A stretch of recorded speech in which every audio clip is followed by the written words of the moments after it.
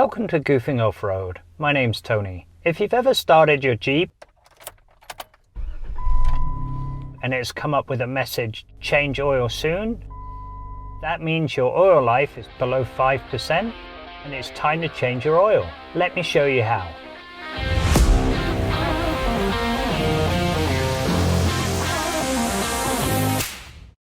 To do the oil change, you're going to need a 13 and 24 mil socket, a ratchet and an extension, a small torque wrench, a pick or a small screwdriver, shop towels and gloves, some parts cleaner, an oil catch can, and if you're messy like me, a funnel.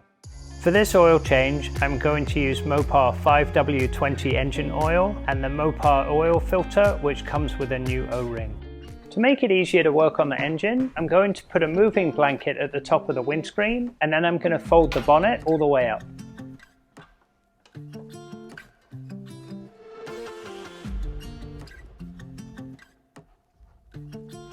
The next thing to do is remove the engine cover by pulling up at the front like this.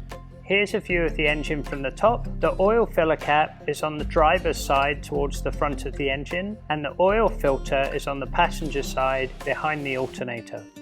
If you think of this tube like the engine in your Jeep, if it's capped at the top, the fluid comes out slowly. When you remove the cap, it comes out more quickly. We're going to do the same with the engine on the Jeep. We're going to take the cap off the top to let the oil come out more quickly. Now I'm going to slide some cardboard under the Jeep to catch any oil that might get spilled, and then I'll put the oil catch can on top of the cardboard. The oil drain pan bolt is located at the rear of the oil pan at the bottom. We can now undo it with a 13 mil socket.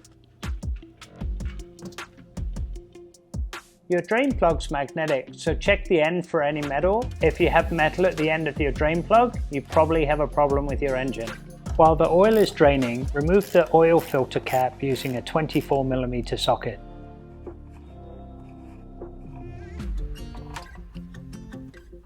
The oil filter is pushed into the oil filter housing, so you can just pull it out. I'm going to remove the old gasket from the oil filter housing with a pick. Now I'm going to clean up the oil filter housing with some parts clean before I put the new gasket on there.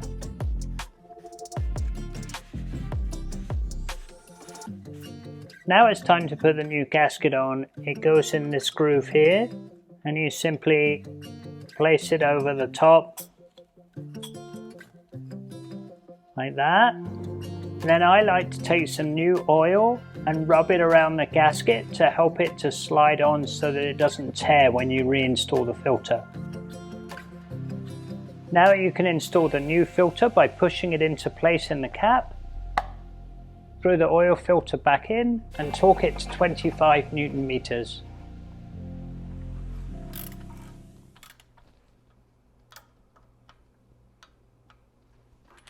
When all of the oil is out and it's just dripping like this, you can put the drain plug back in. Torque the drain plug to 20 foot-pounds. Once it's secure, I like to spray it with parts cleaner to clean the area. That way I can see if there's an oil leak in the future. With the drain plug back in place, now it's time to put your oil in. But wait.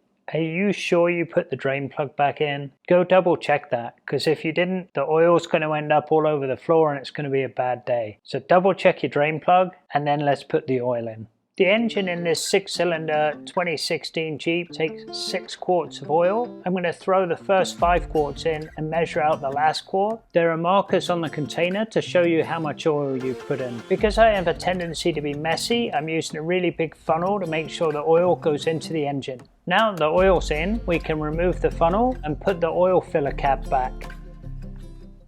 With the new oil in the engine, I've got to check the level, so I'm going to turn the engine on and run it for a minute.